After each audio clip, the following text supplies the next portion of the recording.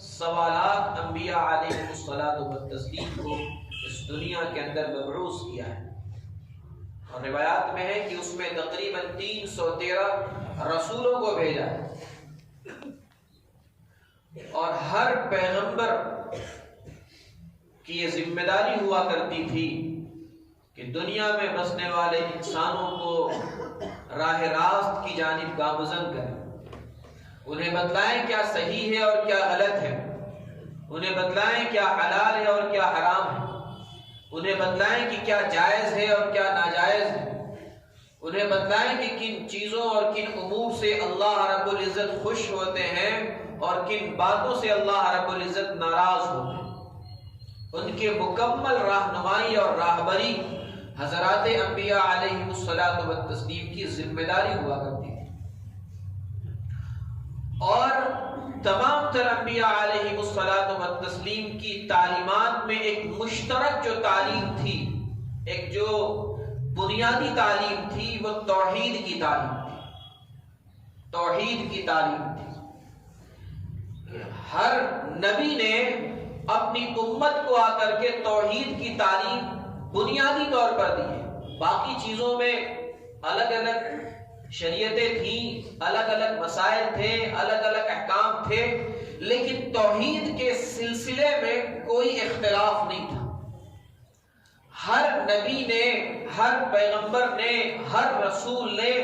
اپنی امت کو ایک اللہ کی الوہیت اور ایک رب کی ربوبیت کا پیغام دیا ہے کہ اللہ کی ذات تنے تنہا ہے، رب تنے تنہا ہے،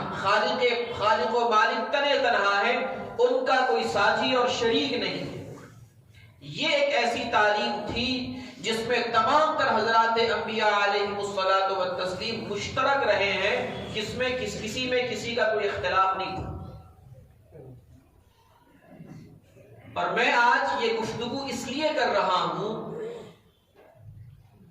چونکہ حضرات انبیاء علیہ الصلوۃ والتسلیم میں ایک عظیم الشان نام اور ایک مشہور نام حضرت عیسیٰ علیہ الصلوۃ والتسلیم کا بھی آتا ہے، اور ابھی 1 یا 2 دنوں کے بعد 25 دسمبر کو حضرت عیسیٰ علیہ الصلوۃ والتسلیم کی ولادت کا دن تصور کیا جاتا ہے اور اسے منایا جاتا ہے، اور اس عقیدے کے ساتھ منایا جاتا ہے کہ حضرت عیسیٰ علیہ الصلوۃ والتسلیم وہ اللہ کے بیٹے ہیں، اللہ کی اولاد ہیں۔ اس عقیدے کے ساتھ اس تہوار کو، اس پرو کو، اس فیسٹیول کو سیلیبریٹ کیا جاتا ہے، منایا جاتا ہے، اور یہ عقیدہ رکھا جاتا ہے۔ تو میں نے آج اسی مناسبت سے یہ سوچا کہ حضرت عیسیٰ علیہ الصلوۃ والتسلیم کے حوالے سے اسلام کیا کہتا ہے،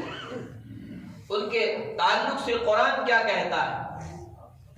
25 دسمبر کو ان کی یوم ولادت منانے کے حوالے سے اسلامی کانسیپٹ اور اسلامی تصور کیا ہے۔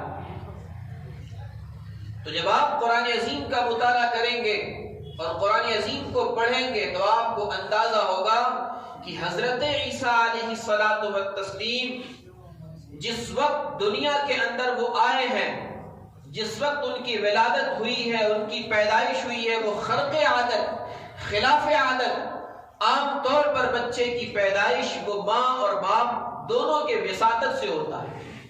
دونوں کے تعلق سے ہوتا ہے، دونوں کے ملاپ سے ہوتا ہے، دونوں کے ذریعہ اور سبب بننے سے ہوتا ہے۔ لیکن اللہ رب العزت نے حضرت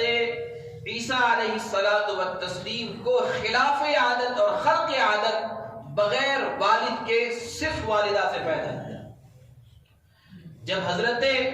عیسیٰ علیہ الصلوۃ والتسلیم کی ولادت ہوئی ہے اور پیدائش ہوئی ہے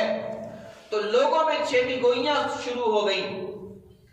حضرت مریم علیہ السلام پر جو ہے عیسیٰ علیہ السلام کی والدہ ہیں، ان کے تعلق سے لوگ گفتگو کرنے لگے کہ یہ تو بڑی پاک باز خاتون تھی، یہ تو بڑی عفیف خاتون تھی، یہ تو بڑی نیک خاتون تھی، ایسا کیسے ہو گیا کہ ان کو بغیر شوہر کے اور بغیر نکاح کے اور بغیر باپ کے جو یہ بیٹا پیدا ہو گیا؟ حضرت مریم علیہ السلام نے اس سوال کا کوئی جواب نہیں دیا، بلکہ سوال کرنے والوں کو اشارہ کیا اپنے بچے کی طرف کہ اس سے پوچھیں آپ کہ یہ بچہ کہاں سے آیا اور کون ہے۔ قرآن عظیم نے حضرت عیسیٰ علیہ الصلوۃ والتسلیم کے اس خطاب کو، اس جملے کو، اس گفتگو کو جو انہوں نے اپنی ماں کے گود میں کیا تھا، بڑی وضاحت کے ساتھ نقل کیا ہے۔ قال انی عبد اللہ، حضرت عیسیٰ علیہ الصلوۃ والتسلیم کی جو سب سے پہلی بات تھی اور سب سے پہلی بات جو ان کی زبان سے نکلی وہ یہ تھی کہ انی عبد اللہ، میں اللہ کا بندہ ہوں، میں اللہ کا بندہ ہوں۔ گویا سب سے پہلے انہوں نے اس بات کی تردید کر دی کہ جو یہ تصور بنا رہے ہیں یا بنائیں گے آگے چل کر کے کہ یہ اللہ کے بیٹے ہیں، اللہ نے ان کو جنا ہے، ابن اللہ یہ کہلائیں گے، تو ان کی تردید سب سے پہلے جملے سے کی کہ انی عبد اللہ آتانی الکتاب وجعلنی نبیا، کہ میں اللہ کا بندہ ہوں، اللہ رب العزت نے مجھے کتاب عطا کی ہے اور مجھے نبی بنایا ہے۔ وجعلنی مبارکا اینما کنت واوصانی بالصلاۃ والزکاۃ ما دمت حیا، اور میں جہاں کہیں بھی رہوں اللہ نے مجھے بابرکت بنایا اور جب تک میں زندہ رہوں، اوصانی بالصلاۃ والزکاۃ ما دمت حیا، جب تک میں زندہ رہوں، جب تک میں باحیات رہوں، میں نمازوں کا اہتمام کروں، میں زکوٰۃ کی ادائیگی کا اہتمام کروں۔ وبرا بوالدتی، اور اللہ نے مجھے اپنی والدہ کا فرما بردار بنایا ہے، مجھے اپنی والدہ کی خدمت کرنے والا، خدمت گزار بنایا ہے۔ برا بوالدتی ولم یجعلنی جبارا شقیا، اللہ نے مجھے ظالم اور بدبخت نہیں بنایا، اللہ نے مجھے ظلم کرنے والا اور سخت دل نہیں بنایا، بلکہ اللہ نے رحم دل بنایا ہے، اللہ نے فرما بردار بنایا ہے، اللہ نے مطیع بنایا ہے، اللہ نے خدمت گزار بنایا ہے، اللہ نے رفق اور لینت کی صفت کے ساتھ، نرمی کی صفت کے ساتھ مجھے متصف کیا ہے۔ والسلام علی یوم ولدت ویوم اموت ویوم ابعث حیا، اور میرے اوپر سلامتی ہے جب میں پیدا ہوا، جب میں وفات کروں گا اور جب میں دوبارہ جو ہے پیدا کیا جاؤں گا اور اٹھایا جاؤں گا۔ قرآن کہتا ہے ذالک عیسی ابن مریم قول الحق التی فیہ یمترون، یہ ہے عیسیٰ بن مریم کا صحیح واقعہ جس کے سلسلے میں لوگ شک اور شبہ کے اندر مبتلا ہے۔ ما کان للہ ان یتخذ من ولد، اللہ کی یہ شان نہیں ہے کہ اللہ رب العزت کسی کو اولاد بنائے، کسی کو بیٹا بنائے، سبحانہ، اللہ کی ذات تو اس سے پاک ہے، اللہ کی ذات تو اس سے بے نیاز ہے۔ اولاد کی ضرورت، بیٹے کی ضرورت اسے ہوتی ہے جو بیٹے کا محتاج ہوتا ہے کہ جب میں بڑھاپے میں پہنچ جاؤں گا تو میرا کوئی بڑھاپے کا سہارا بنے، بڑھاپے کی لاٹھی بنے،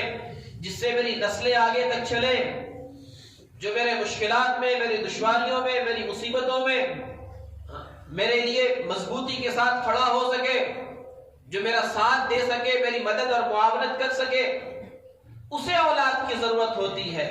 جبکہ اللہ رب العزت کا معاملہ آگے فرماتے ہیں اذا قضى امرا فانما يقول له كن فيكون، اللہ کا معاملہ تو یہ ہے کہ جب کسی معاملے کے سلسلے میں، کسی کام کے بارے میں وہ فیصلہ کرتے ہیں کہ یہ کام ہونا ہے، فانما يقول له كن، تو اللہ صرف کہتے ہیں ہو جا، فیکون، وہ چیز وجود میں آ جاتی ہے، وہ چیز ہو جاتی ہے۔ اللہ کو کسی سہارے کی ضرورت نہیں ہے، اللہ کو کسی لاٹھی کی ضرورت نہیں ہے، اللہ کو کسی ایسے شخص اور ایسے فرد کی ضرورت نہیں ہے جو ان کے کام میں ان کا تعاون کرے۔ ما کان للہ ان یتخذ من ولد، اللہ رب العزت کو اولاد کی ضرورت نہیں، اولاد کی ضرورت نہیں۔ تو گویا اللہ رب العزت نے حضرت عیسیٰ علیہ الصلوۃ والتسلیم کی ولادت پر ہی خود ان کی زبانی یہ معاملہ صاف کر دیا کہ میں ابن اللہ نہیں بلکہ انا عبد اللہ، میں اللہ کا بندہ، میں اللہ کا بندہ، میں اللہ کا بیٹا نہیں۔